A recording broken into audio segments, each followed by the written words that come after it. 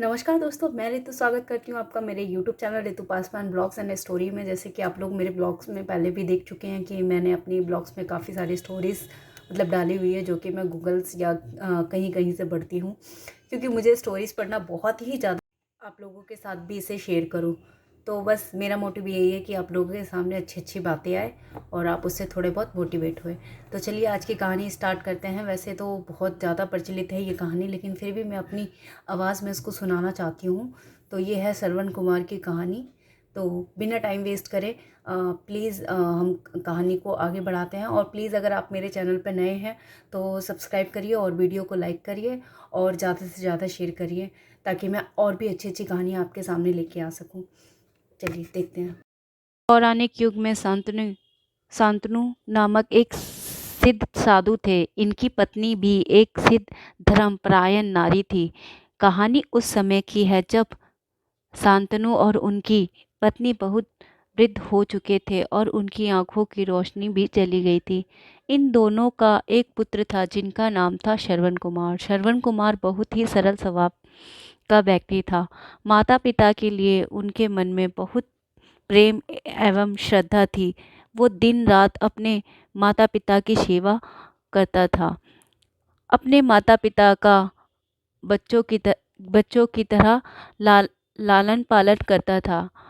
उसके माता पिता भी स्वयं को गौरवशाली महसूस करते थे और अपने पुत्र को दिन रात हजारों दुआएं देते थे। कई बार दोनों एक दूसरे से कहते कि हम कितने धन्य हैं कि हमें श्रवण जैसा भक्त पुत्र मिला, जिसने स्वयं के बारे में ना सोचकर अपना पूरा जीवन वृद्ध नेत्रहीन माता पिता की सेवा में लगा दिया। इनकी जगह कोई अन्य होता तो विवाह के बाद केवल स्वयं का हित सोचता और बूढ़े नेत्रहीन माता पिता को कहीं छोड़ आता और खुशी से अपना जीवन व्यापन करता। जब ये बात श्रवण ने सुनी तो उसके माता पिता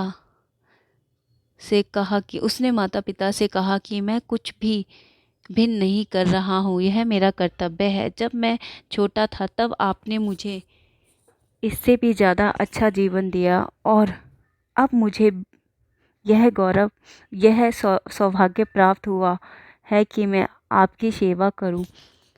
आप दोनों जो भी आप दोनों की जो भी इच्छा रखते हैं मुझसे कहें, मैं इन्हें अवश्य पूरा करूंगा। तब शांतनु और उसकी पत्नी कहते हैं, पुत्र श्रवण, हम दोनों की आयु बहुत हो चुकी है। अब जीवन का कोई भरोसा नहीं है। किसी भी समय हमारी आंखें बंद हो सकती है। ऐसे में हमारी एकमात्र इच्छा है, हम तीर्थ यात्रा करना चाहते हैं। क्या तुम हमारी यह इच्छा पूरी कर सकते हो? श्रवण कुमार अपने माता पिता के चरणों को पकड़कर अत्यंत प्रसन्नता के साथ कहता है, हाँ पिताश्री, यह तो मेरे लिए परम सौभाग्य की बात होगी कि मैं आप दोनों की इस इच्छा को पूरा करूं।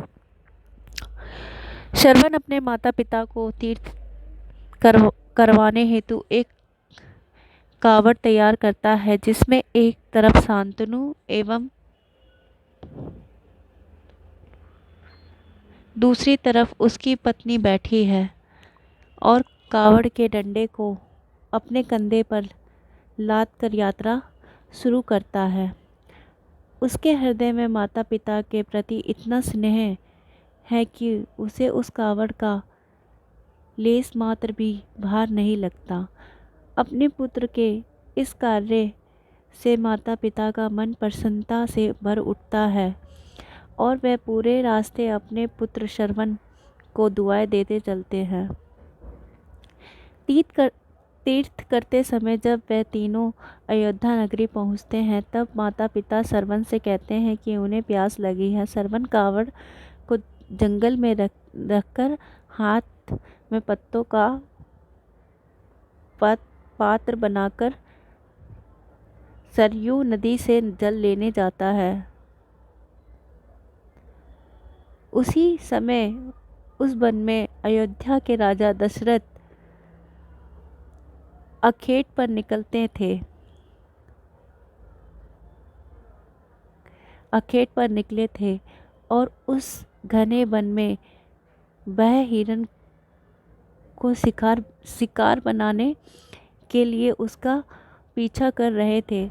तभी उन्हें घने जंगल में झाड़ियों के पार सरयू नदी से पानी के हलचल की आवाज़ आती है। उस हलचल को हिरन के पानी पीने की आवाज़ समझकर महाराजा दशरथ शिकार के उद्देश्य से तीर चला देते हैं और उस तीर से श्रवण कुमार के हृदय को आघात पहुंचता है, जिससे उसके मुंह से पीड़ा भरी आवाज़ निकलती है, जिसे सुन दशरथ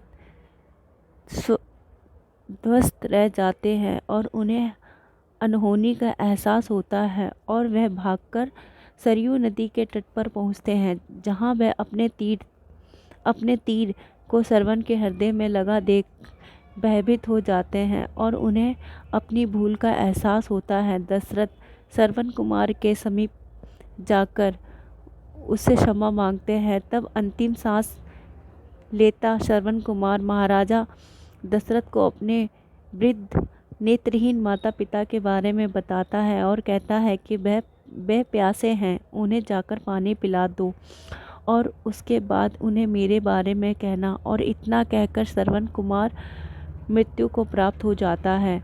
भारी हृदय के साथ महाराजा दशरथ श्रवण के माता पिता के पास पहुंचते हैं और उन्हें पानी पिलाते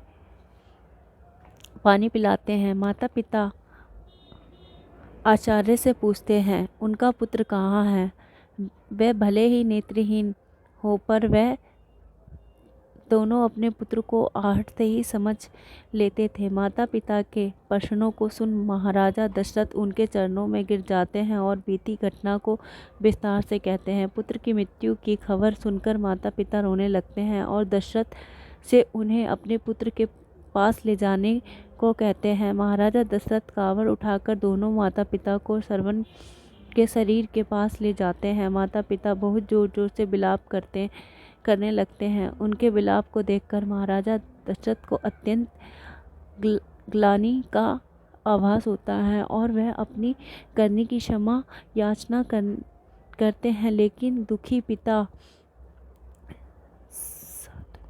शांतनु महाराज दशरथ को श्राप देते हैं कि जिस तरह मैं शांतनु पुत्र वियोग में मरूंगा, उसी प्रकार तुम भी पुत्र वियोग में मरोगे। इतना कहकर दोनों माता पिता अपने शरीर को त्याग मृत्यु को प्राप्त हो जाते हैं। महाराजा दशरथ श्राप मिलने से अत्यंत व्याकुल हो जाते हैं और कई वर्षों बाद जब उनके पुत्र राम का राज्याभिषेक होता है, तब माता कैकेयी के वचन के कारण राम, सीता और लक्ष्मण के 14 वर्षों का वनवास स्वीकार करना पड़ता है और इस तरह महाराजा दशरथ की मृत्यु भी पुत्र वियोग में होती है। अपने अंतिम दिनों में उन्हें शांतनु के कहे शब्द याद आते हैं और वह राम के वियोग में अपना शरीर त्याग देते हैं।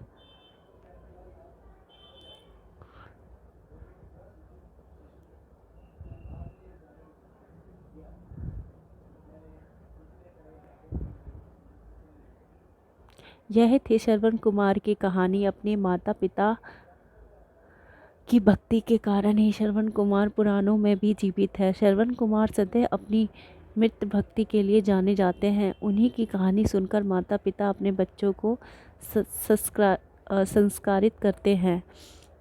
आशा करती हूँ कि आपको ये कहानी पसंद आई होगी, और अगर कहानी पसंद आई है तो प्लीज़ कहानी को लाइक करिए, वीडियो को सब्सक्राइब करिए और चैनल को आगे बढ़ाइए, ताकि मैं और भी अच्छी अच्छी कहानियाँ आप लोगों के सामने लेके आऊँ। तो आज के लिए बस इतना ही। मिलते हैं फिर अगले नेक्स्ट वीडियो में। बाय।